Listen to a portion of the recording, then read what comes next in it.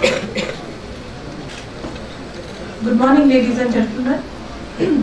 I welcome all of you on this auspicious occasion when we've gathered here to celebrate the 27th Foundation Day of BIMTech, which coincides with Gandhi Jayanti. If we were to trace the journey of BIMTech as a B school, let me share that we have had a very humble beginning, a modest profile, a slow growth rate initially, followed by a very sudden rise in popularity. Having started in 1988, when the institute was established under the aegis of the Birla Academy of Art and Culture, we have entered the league of the top Indian B schools. It gives me immense pleasure to share with you that as per the National HRD Network and People Matters B School Rankings 2014, BIMTech is ranked 7th among private Indian B schools.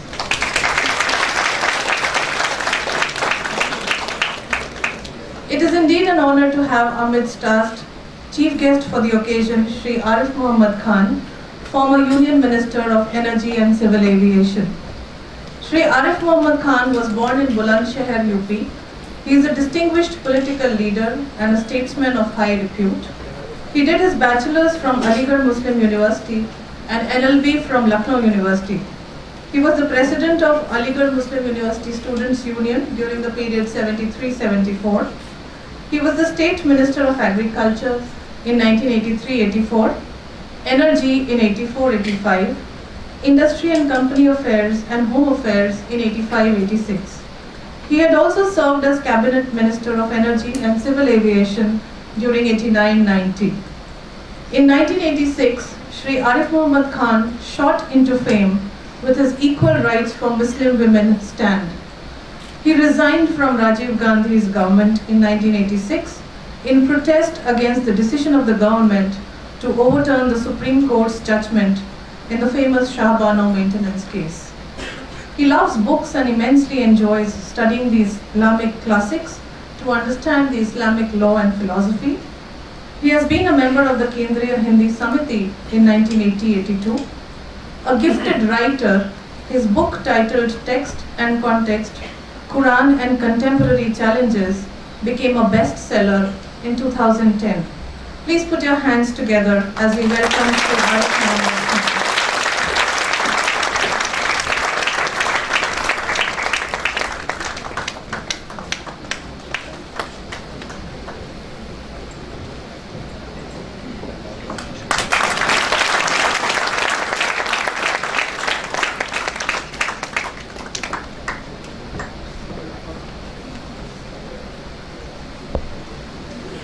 It is my pleasant duty to now call upon Dr. H. Chaturvedi, Director BIMTech, to please deliver the welcome address and share with all of us the significance of this Foundation Day.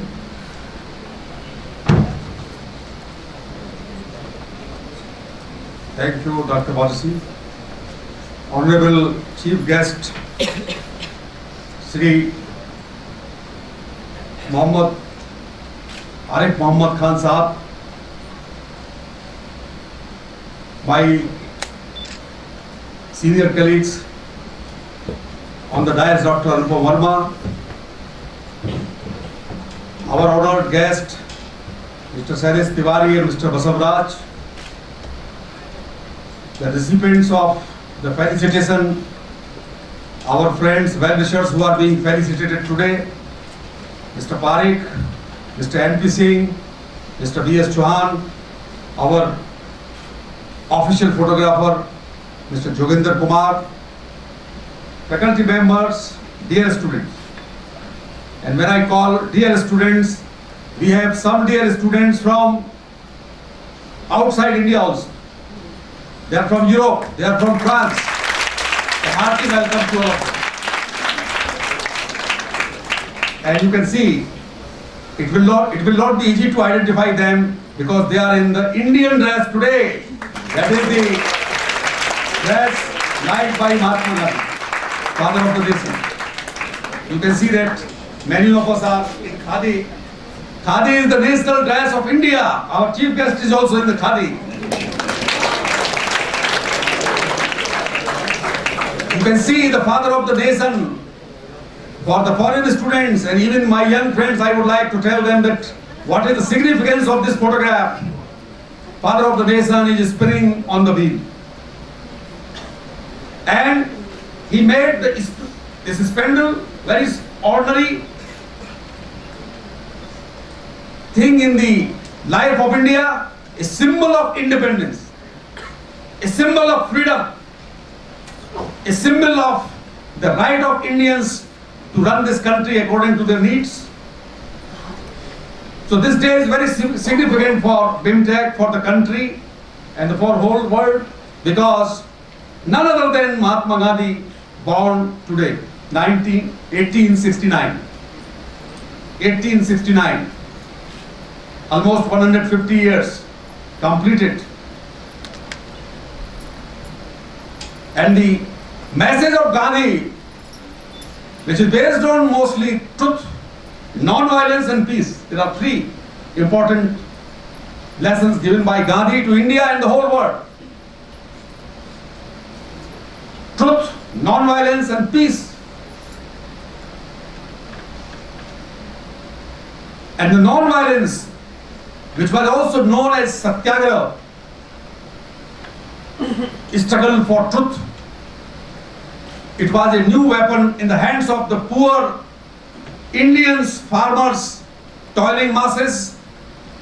Without resorting to any violent method, this country won freedom because of the innovative tool given by Gandhiji, that a peaceful struggle, the struggle based on truth, not even hating the enemy. You have to fight with your enemy, but you need not to hate your enemy. So this is the day, very auspicious day for India, for the whole world, for BIMTech. So when in 1988 BIMTech was started by Birlas, they thought that no other day can be auspicious than October 2nd. Today is the 27th foundation day of BIMTech. On behalf of the management and faculty, I express my heartfelt gratitude to Honorable Shri.Arif Muhammad Khan Sahab, who has given us time today to deliver this foundation lecture. So there are thousands of religious schools in India. Out of 13,000 B schools which are running in the whole world, there are around 4,000 B schools in India. In what way BIMTech stands apart? In what way we differentiate ourselves? And what are our offerings to the clients who are recruiters or the admission seekers or the other stakeholders? We, being a B school from the Birla family, and Birla family is known in India along with Tatas for their significant contribution in the society. 1905, the first school at the Pilani village, which was a very tiny village, unknown village, started by father of late G.D. Birla, when Ghanshyam Das Ji Birla was born. In India, in those times, there were no schools in countryside. Schools were only in cities. So father of late G.D. Birla thought, let us start a school where children of the village as well as his own son can get studies and can be educated. The journey started on 1905, almost 110 years back. During last 110 years, the Birla Group established large number of institutions in education, in charity, in health services and for religious purposes. There are more than 100 schools, there are 2 universities, number of colleges and schools, and they are also known for setting up temples. If you go to Delhi, the most famous temple in Delhi is Lakshmi Narayan Temple. It was started in the presence of Mahatma Gandhi. And Mahatma Gandhi used to make a condition whenever he was invited to visit any temple that Harijans people from the lower strata of society, they should be allowed to enter the temple, otherwise he will not go. In Odisha or many other places, whenever he was refused, his condition was not accepted, he did not go to the temple. So Gandhiji believed a society based on love, equality, a society in which people who are running or who are doing manual jobs like cleaning, scavengers community, they are the most downtrodden in our country. Still their condition is not very good, but Gandhiji has talked about them. Gandhi used to live at Delhi, either at Birla House or in the colony of the scavengers, and these were the two extremes. One of the place was owned by one of the richest person of the country, and other colony in which he used to live was the most downtrodden, stressed people of India. So BIMTech belongs to that family. We call ourselves a responsible business school. What does it mean? That business should be responsible towards society. So a business school should also be responsible towards society. In our curriculum, we have started teaching responsible business from the day one. For the whole year, the first year students are taught the principles of responsible business and sustainability. Not only they are taught, they are also expected to practice whatever they are taught. Just before coming to this function, a band of 50 students under the leadership of Dr. Rishi Tiwari went to the Jagat farm, a neighboring market full of dirt and full of garbage. And today, our Prime Minister Narendra Modi has called the whole nation to clean. There was a national drive for cleanliness, sanitation and hygiene. Our students went to the busiest market of Greater Noida, and they have devoted more than 1 hour to clean the road and to collect the garbage. So this is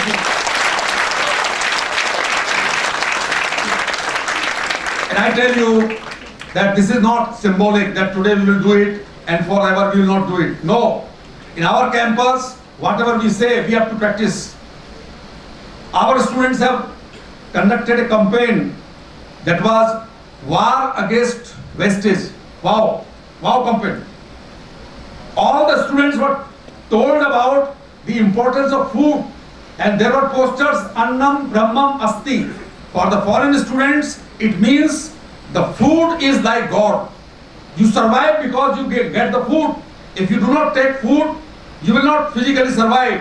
So don't waste food, because there are millions of people in India and billions of people in the world who are not getting enough food and they are hungry. So our students believe in the responsible behavior, and they are being trained and groomed so that in future when they run companies, they should think about the needs of the society. They should not only think about need of the shareholders, because every stakeholder is expecting something from the companies. So I am very happy that today is very important day. Every year we have some self-introspection. We do some prayers. Yesterday evening there was a 1 hour prayer, multi-religious prayer, Sarvadharma Prarthana Sabha, in which students from different religions, Muslim, Hindu, Christianity, Sikh, they have rendered prayers. What does it mean? Indian constitution is a secular constitution. We respect all the religions. So we give equal respect to all the religions. So in the campus, we have to celebrate all the religious festivals, and we have to give equal respect to all the religions. So students coming from any part of the India, speaking any language, from any gender, we believe in the non-discrimination policy. So society, there may be some discrimination on the basis of caste, gender, religion, language, income. But BIMTech, we believe that every human being requires dignity, requires respect.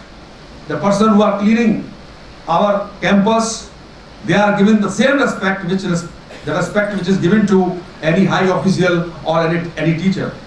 So with these words, I congratulate all the faculty members, our students, our friends from foreign B schools. They have come here for 1 trimester to study, and similarly our students will be going to our partner institutions in Europe and Asia for pursuing the one semester course in our partner institutions. So this day, once again, I welcome the chief guest and all of you. I congratulate that BIMTech will grow in coming years with your support, with your connection and with your trust. Thank you.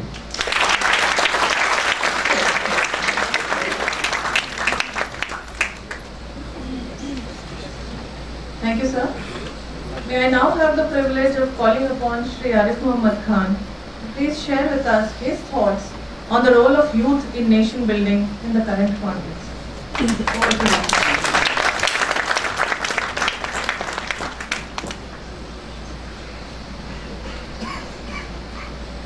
Thank you very much, Madam.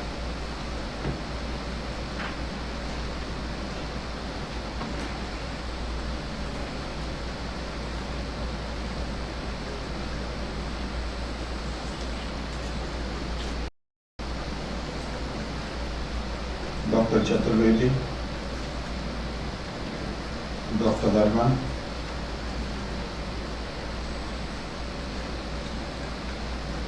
Shetty Garji, my members of the faculty and fellow students.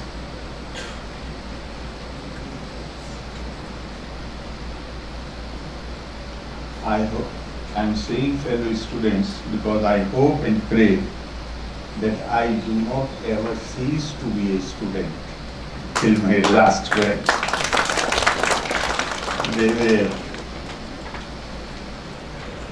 is a famous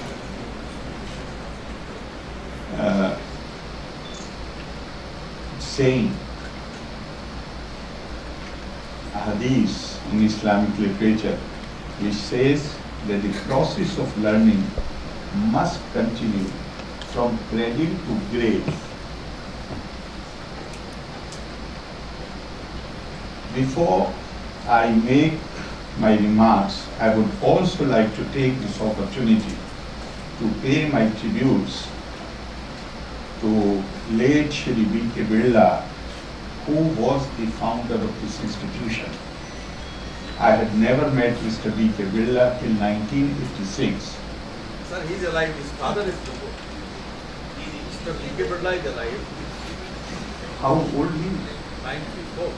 Oh, may he live long.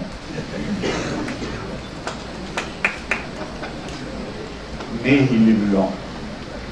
God give him long life, because I had not met him till 1986. Till few months after I resigned from the government. And one day at my place, when I was having some visitors with me in my study, my PA comes and tells me that an old gentleman is sitting in the waiting room. He has come without an appointment. And when I asked him, he has given his name as, he said, he asked me not to disturb you because he has come without an appointment. And he has given his name B.K. Birla. I had not met him, but I had known him. I came out. I greeted him. Why did you not tell my staff? No, I had come without an appointment. Then I had a meeting with him. And I still remember the kindness, the spirit, when he told me,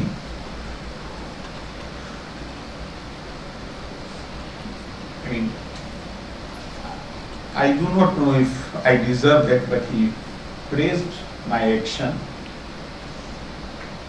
and told me that all my blessings and all my support is with you. The moment I came to know about this institution, I recalled this incident. And I thought it worthwhile to mention it here because your founder, a leading industrialist of this country, has this kind of humility, this kind of spirit, and I'm convinced from whatever I have studied that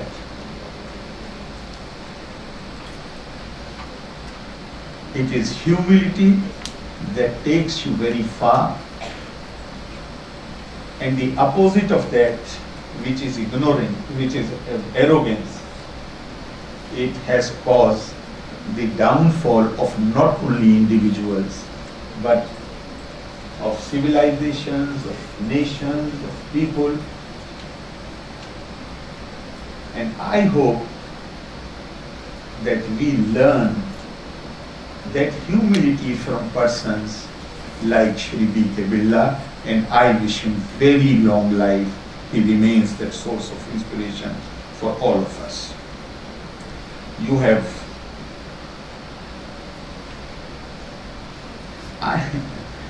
during the course of my remarks, I am going to refer or quote from religious scriptures. Please do not form the impression because of that I am an extra religious person.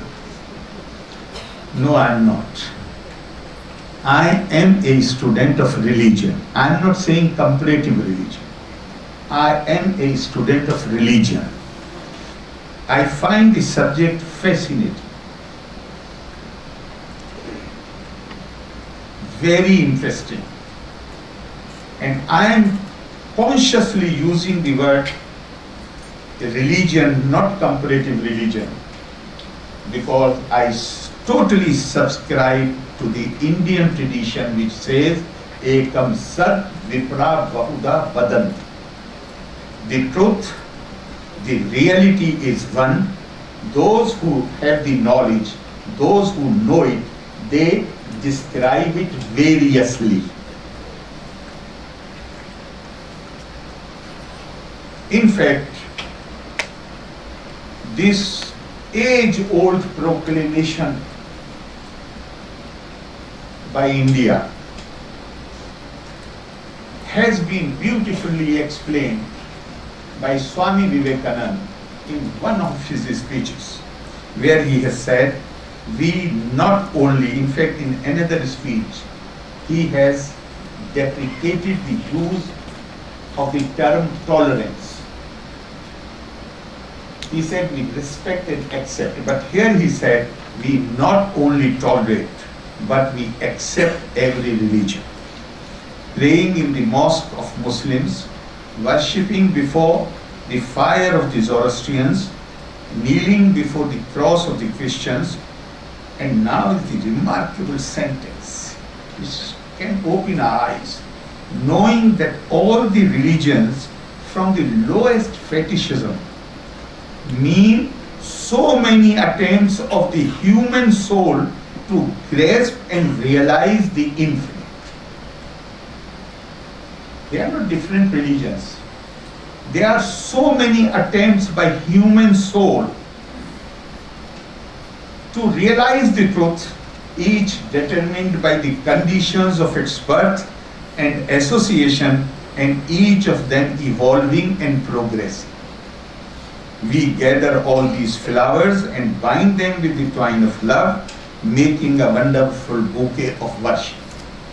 So in Indian tradition, in fact, in secularism, it has been wrongly, many times we wrongly translate it as Sarv Dharm Sambhav. No, the constitution officially translates it as Sarv Panth Sambhav. Dharm, truth is one.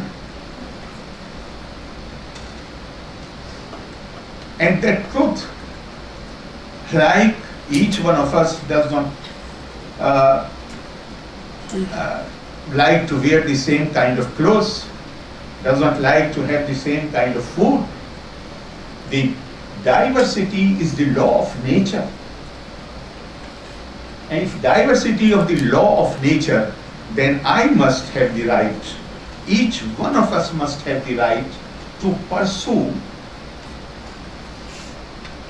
the infinite in a manner which suits my genius.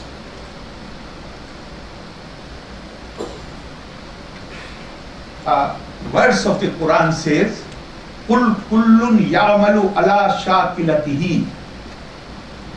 Say, declare that each one does according to the disposition on which we have created her or him.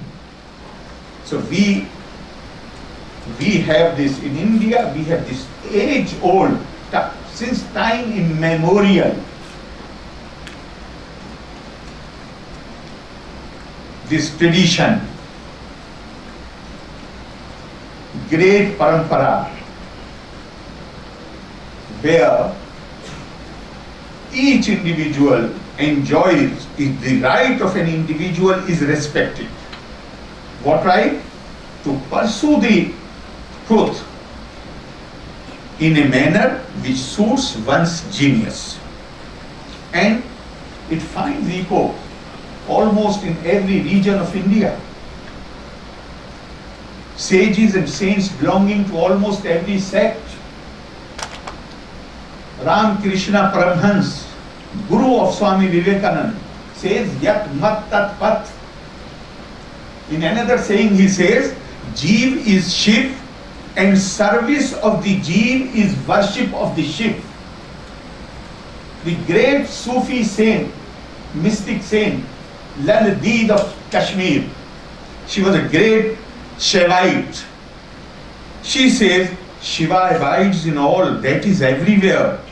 Then discriminate not between a Hindu and Muslim." And this great Shaivite lady saint had a great Muslim Sufi as her disciple, Sheikh Nuruddin. And in Kashmir, the Sufis are known as rishis. So the Kashmiris fondly call him Rishi Nuruddin, but mostly they call him Nund Rishi. And there is a saying of Nund Rishi, and from Bengal, Paramhans, from Kashmir, Nund Rishi, and so many Indian sages and saints. Sheikh Nuruddin says, "We belong to the same parents. Then why these differences? Let Hindus and Muslims worship God alone. We came to this world like partners. We should share our joys and sorrows together." This is not something new. This is, as I said earlier, this is age-old Indian tradition. Doctor, please point out when actually, because when you develop this habit and gain the reputation of being known as a speaker, then sometimes you in the flow forget how much time you are taking, and you are becoming a burden on the audience. And I am often reminded of a famous, it's more like a joke. The teacher asked his class, "Who was Socrates?" Then one student got up. He said, "Socrates was a Greek. He used to make speeches, and he was killed by poison."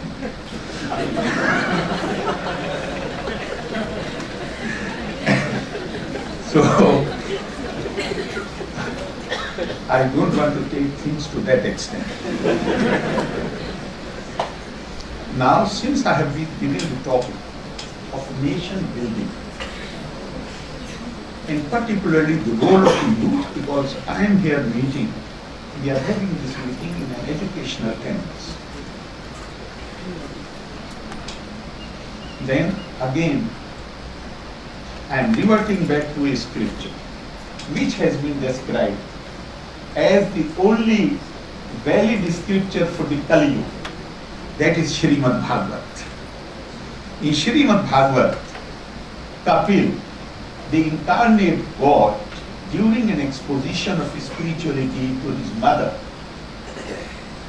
he says, "Atmam sarveshu bhuteshu bhutatmanam kirtalayam archa ye dan manabhyam maitriya abhinen chakshusha."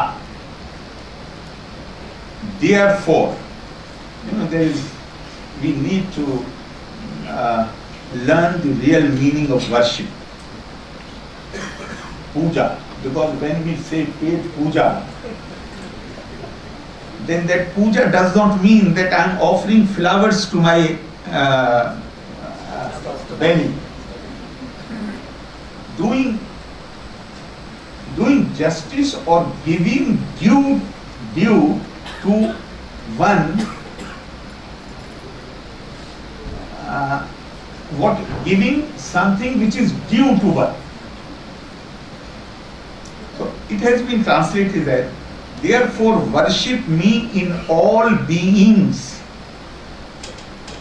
By practicing how worship? It's very important. Worship me in all beings. And how to worship? By practicing respect, man, to all beings and removal of their felt wants, dan, in a spirit of intimate friendship, maitri, and attitude of non-separateness, abhinna chakshu, same-sightedness. For I am the one self in all beings and have made a temple for myself in all of them. Now here, we are being asked to perceive, because this is the teaching of the Indian philosophy.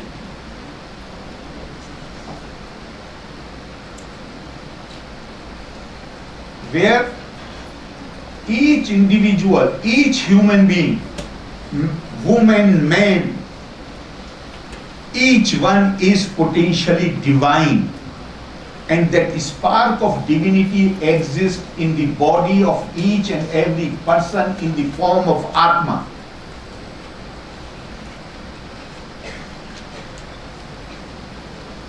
That spark, that divinity, the philosophy is do charity as good conduct, good morals. No, not just that. If you are doing good to somebody, that somebody is not other. Because through that divine spark, which one shares with all other human beings, we are in fact, we are one. Same-sightedness. Therefore, if you are doing good to someone, you are actually doing good to yourself. And this has been interpreted by Swami Vivekananda as worship of Virat. This worship of Virat is nothing but nation building. Serving your people is nothing but nation building. Serving them with a spirit of friendliness, intimate friendliness, striving to remove their felt wants, feeling their pain,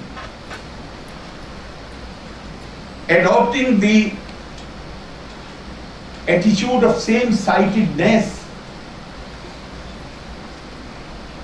This is how we can play our role in nation building, and Swami Vivekananda has gone to a great length in explaining what this worship of Virat means. He says, this he said in 1897. One can say that the period of 50 years is already over. But what he exhorted us to do, we never embarked on that path. Therefore, it is time that we reflect on it. If there is, Mahatma Gandhi is our father of nation, but if there is any man in our history, in modern history of India, who can be described as father of Indian Renaissance, then surely people would agree that it is Swami Vivekananda. In fact, Roman Roland, in his Gurudev Rabindranath Tagore, in his letter to Roman Roland, said, if you want to understand India, study Swami Vivekananda. There is everything positive about him, there is nothing negative about him. And here he says, for the next 50 years, this alone shall be our keynote. This our great Mother India. Leave all other vain gods, disappear from, let all other vain gods disappear from our mind for the time. This is the only God that is awake, our own race, everywhere his hands, everywhere his feet, everywhere his ears, he covers everything. All other gods are sleeping. What vain gods shall we go after and yet cannot worship? The God, yet cannot worship the God that we see all around us, the Virat. When we have worshipped this, we shall be able to worship all other gods. When I was reading this speech of Swami Vivekananda, I was reminded a beautiful quote of Mother Teresa. She said that if we cannot have love for the people who are the creation of God, whom we see all around us, if we cannot have a feeling of love for them, how can we worship the God whom we have not seen?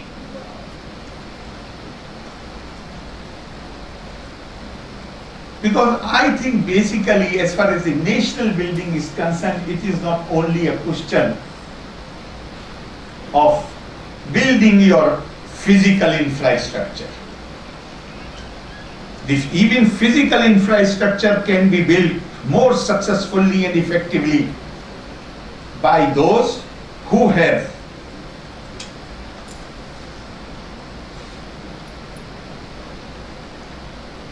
integrated personalities. We need to create, and particularly these institutions, the fountainhead, the main source of all human rights is the concept of dignity of mankind.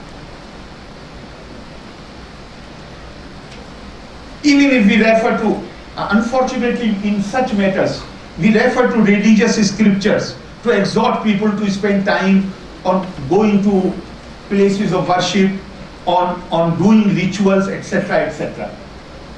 But in these fields, we very rarely invoke religious scriptures. The basic source of all human rights is the concept of dignity of mankind. Each and every human being is entitled to dignity as a human being. Whatever be her status, whatever her educational status, financial status, intellectual status, no. As a human being, each one is entitled to dignity.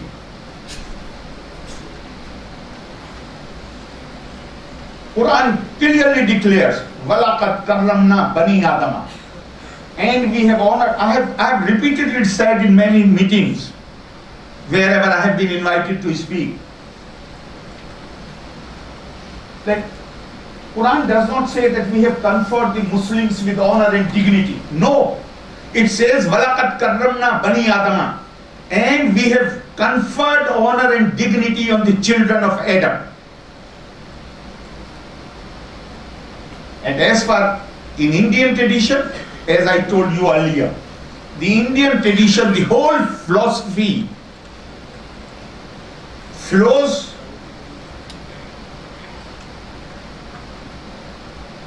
the stream is rooted in the concept of Paramatma and Atma. If I have the same divine spark,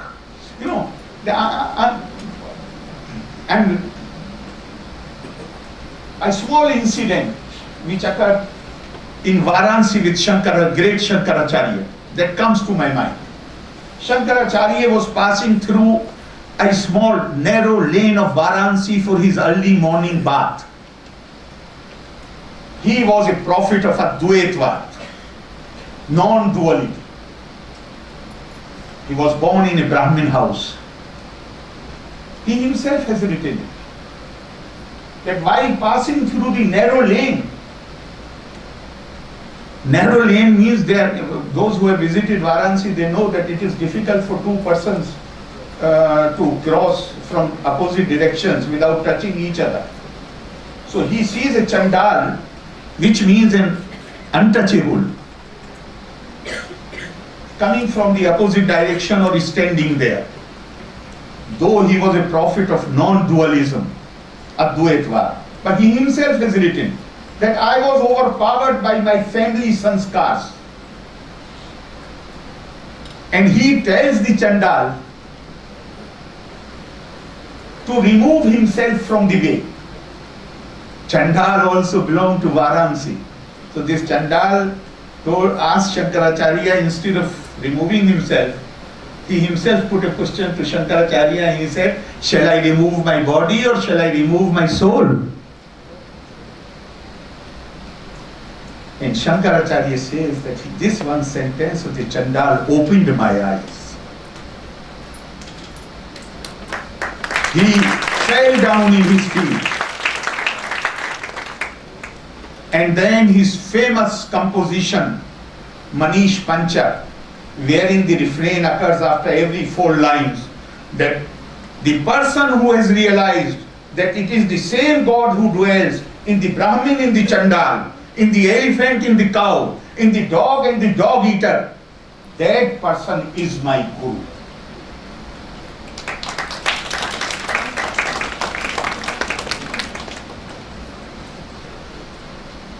Where it leads us, I have already made it clear. Please don't consider me extra religious.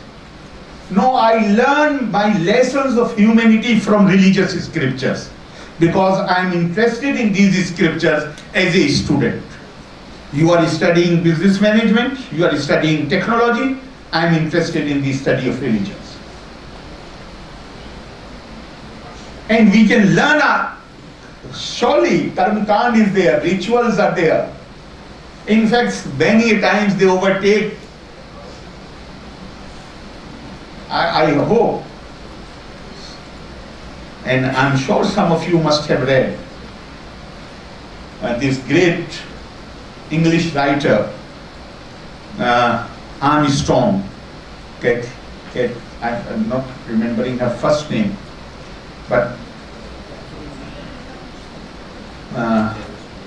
it starts with K. And Careen Armstrong. And her whole emphasis, she has written beautifully on all these religions which I would call in Indian terminology Panths. She has written beautifully on Hinduism, on Buddhism, on Christianity, on Islam, on Judaism, every religion. But the burden of her song in every book, if you see the conclusion, is that essentially the religion was a device to inculcate the feelings of compassion and love in human beings. Consideration for fellow human beings. It is only a question of the viewpoint which we adopt while undertaking any study. So I have quoted Swami Vivekananda only to say that the real nation building, there is another angle, that who can undertake, who is qualified to undertake this serious task of nation building, not just routine work. There are many people who are engaged in the routine work. They are earning their livelihood. There's nothing wrong about it. But real nation building, who is qualified to?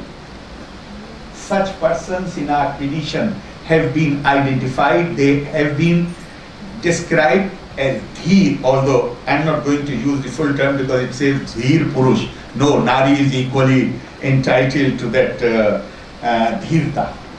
But since that was the language of those times, therefore it has been written Dheer Purush. Dheer. What are the qualities of Dheer? You are going to join some company, but then you will have to fulfill the prescribed qualifications. So what are the prescribed qualifications for the Dheer? Basically that awareness, that consciousness about each human being entitled to dignity and honor. And this awareness inspires and guides and would produce strong, stable and peaceful men and women of great moral conviction. These individuals who have been described as Dheer, one of our great poets who also was a king of Malwa, Bhartari Hari, in his Niti Shatak, he has beautifully defined who these Dheer Purush, Dheer Naris are. He says, let jurist blame or praise. Let Lakshmi, that is the goddess of wealth, let Lakshmi come or go away as she pleases. Let death come just now or after 100 years. The Dheers never deviate an inch from the path of Nyaya. Justice. Nyaya is not only in Sanskrit, Nyaya is not only justice. Nyaya is righteousness as well. Because justice is a great virtue, but it does not meet all the requirements. The righteousness is one thing. So it includes both. And what is the, now just reflect about it. That what is the source of this extraordinary strength of the Dheers? Is it physical power, Bahubal? There are so many who have great physical power, but they are not described as Dheer. Arthik bal, financial power, no. Intellectual power, buddhi bal, no. Then what is the requirement for the Dheer person? Neither Bahubal nor Arthik bal nor buddhi bal. What a Dheer requires is Atm bal. And Atm bal, Naitik bal, that comes the moral and spiritual power. Again, it's very important. There may be different, physical strength, economic power, even intellectual power may differ.